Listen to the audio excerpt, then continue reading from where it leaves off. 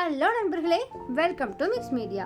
இன்றைக்கி நம்ம கறி சுவையும் மிஞ்சக்கூடிய அளவுக்கு சூப்பரான ஒரு செட்டிநாடு சைவ கிரேவி தான் பார்க்க போகிறோம். நான் இன்றைக்கி சோயா சங்க்ஸ் யூஸ் பண்ணிவிட்டு இந்த கிரேவி செஞ்சுருக்கேன். ஃபுல் அண்ட் ஃபுல் செட்டிநாடு ஸ்டைலில். வாங்க வீடியோக்குள்ளே போகலாம்.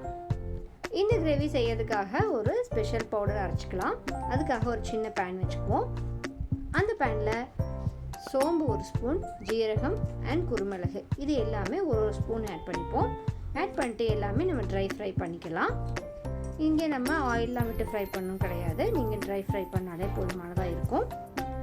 இப்போது இது கூடவே நம்ம cashews and red chillies add பண்ணிக்கிறோம். நான் இன்றைக்கி காஷ்மீரி ரெட் சில்லி ஆட் பண்ணியிருக்கேன். ஸோ தட் நம்மளுடைய கிரேவி நல்லா கலர்ஃபுல்லாக வரும்.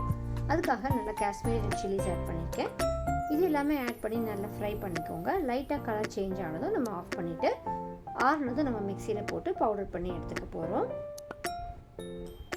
பார்த்திங்கன்னா இந்தளவு கலர் வரும்பொழுது நம்மளுடைய குருமிளகு எல்லாமே நமக்கு பொரிய ஆரம்பிக்கும். அந்த ஸ்டேஜில் நீங்கள் ஆஃப் பண்ணிவிடுங்க.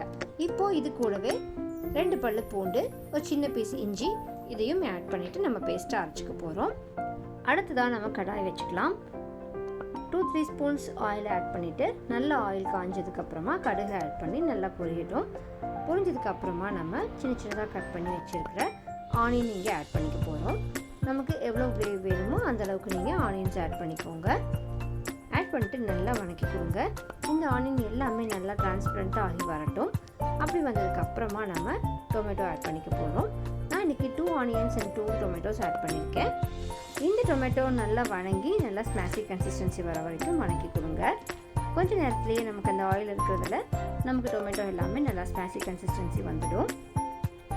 மீன்வைல் நம்ம சோயாவை ஹாட் வாட்டரில் கொஞ்சமாக சால்ட் ஆட் பண்ணிவிட்டு கொதிக்க விட்டு எடுத்துக்குவோம். கொஞ்சம் நேரம் நமக்கு அந்த ஹாட் வாட்டர் இருந்துச்சுன்னா சோயா எல்லாமே நல்லா ஊறி வந்துடும். இப்போது இந்த ஆனியன் அண்ட் டொமேட்டோ நல்லா வணங்கியாச்சு. இப்போது நம்ம காரத்துக்கு தேவையான அளவு சில்லி பவுடர் அண்ட் மஞ்சள் தூள் ஆட் பண்ணியிருக்கோம். இதையும் நல்லா வணக்கிடலாம். இது எல்லாமே நல்லா ஆயிலையே ஃப்ரை ஆகட்டும். இப்போது நமக்கு அந்த ஃப்ளேவருக்காக கொஞ்சமாக தனியாத்தூள் ஆட் பண்ணியிருக்கேன்.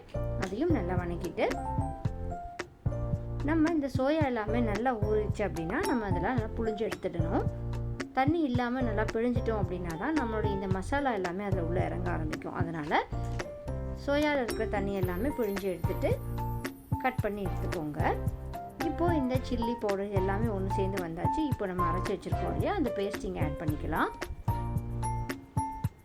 அந்த பேஸ்ட்டும் ஆட் பண்ணிட்டு கொஞ்சம் நேரம் வணக்கி கொடுத்தோம்னா நமக்கு அந்த ரா ஸ்மெல் எல்லாமே போக ஆரம்பிக்கும். அதுக்கு அடுத்து தான் நமக்கு தேவையான அளவு வாட்டர் ஆட் பண்ணிக்க போகிறோம். இப்போ பார்த்தீங்கன்னா அந்த ரா ஃப்ளேவர்லாம் போயிட்டு நல்லா சுருண்டு வர ஆரம்பிச்சிருச்சு.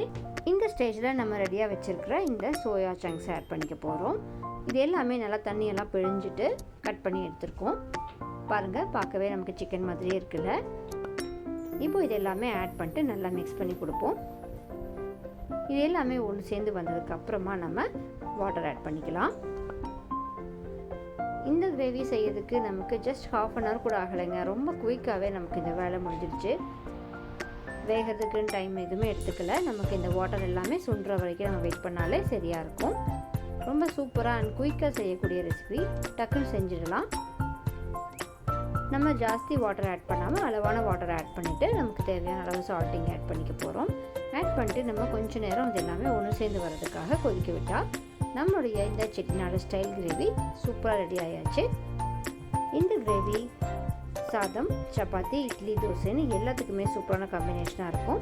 இந்த செட்டிநாடு ஸ்டைல் சோயா கிரேவி எப்படி இருந்துச்சுன்னு எல்லாருமே செஞ்சு பார்த்துட்டு எங்களோட கமெண்ட் செக்ஷனில் பின் பண்ணுங்கள்.